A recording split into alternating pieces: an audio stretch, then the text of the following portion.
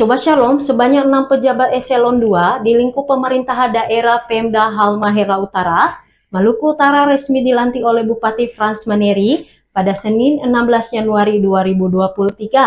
Pelantikan ini berdasarkan surat keputusan Bupati Halmahera Utara nomor 821-2-01-BKD PSDA-KEP-PD-2023 tentang pengangkatan pejabat struktural eselon 2 di lingkup pemerintah daerah Halmahera Utara. Dan sesuai janji Frans Maneri yang disampaikan awal tahun saat berjumpa dengan awak media. Dalam menjalankan tugas atau jabatan akan menjunjung tinggi etika jabatan, bekerja dengan sebaik-baiknya, dengan penuh rasa tanggung jawab. Bupati Frans dalam sambutannya mengatakan agar para pejabat yang baru dilantik dapat bekerja dengan baik dengan berpedoman pada regulasi yang ada.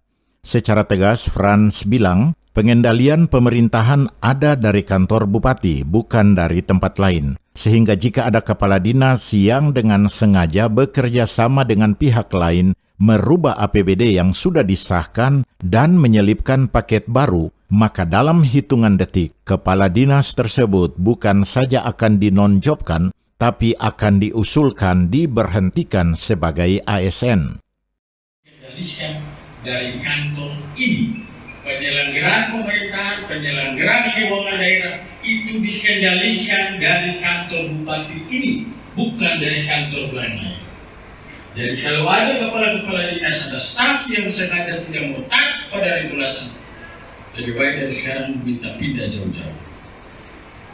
Saya tidak mau di akhir kepemimpinan kami itu menjadi bohong. Saya juga tidak mau akhir tahun ini akan terulang seperti tahun-tahun yang lalu pemerintah dikatakan tidak ada uang. Dari mana ke mana pemerintah tidak ada uang? Fungsi perencanaan sudah jelas. Kalau bagi siapa-siapa yang masih sengaja merubah APBD yang sudah ditetapkan oleh DPR dengan pemerintah daerah dan menyelipkan program baru, itu hitungan detik.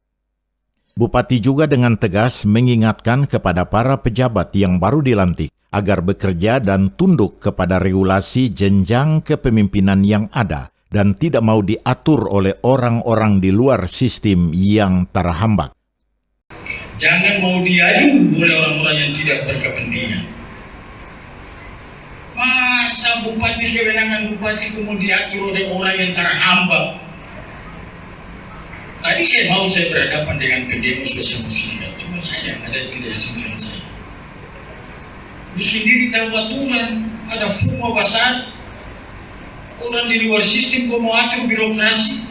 Jadi sekali lagi saya ingatkan kepala dinas, staf, terutama bagian program dan perencanaan. Anda hanya dengar kepala dinas, jadi ikuti jenjang tahapan pekerjaan. Kalau ada yang menyatakan ini utusan bupati, saya tidak pernah mengutus orang. Saya tidak pernah untuk menyuruh orang lain untuk meminta proyek selama 7 tahun saya menjadi bupati. Jadi ingat ini. Mungkin itu saja. Catat itu sumpah apa tadi? Saya harap di tahun ini kinerja para pimpinan dan staf pemerintahan daerah Halmahera Utara lebih baik lagi dari tahun sebelumnya, katanya.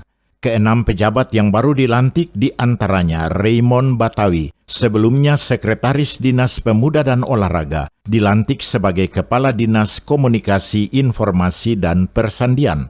Yudi Hartnoya, sebelumnya Asisten 3 Bidang Ekonomi dan Pembangunan Setda Halmahera Utara, dilantik sebagai Kepala Dinas Lingkungan Hidup. Kepala Dinas Lingkungan Hidup Samut Taha dilantik sebagai Asisten 3 Bidang Ekonomi dan Pembangunan. Nelson Fredik Sahetapi, sebelumnya Kepala Kesbangpol dilantik sebagai Asisten 1 Setda Halmahera Utara. Anwar S. Kabalmai, jabatan sebelumnya Asisten 1 di pemerintahan daerah, dilantik sebagai Kepala Kesbangpol Halmahera Utara. Muhammad Tapi, jabatan sebelumnya Sekretaris Dinas PTSP, dilantik sebagai Kepala Dinas PTSP. Sedangkan mantan Kadis Infokom Deki Tawaris namanya tidak termasuk dalam pelantikan kemarin. Dari Radio Shalom FM 90,2 MHz, Dani Ria Zega melaporkan untuk Shalom News.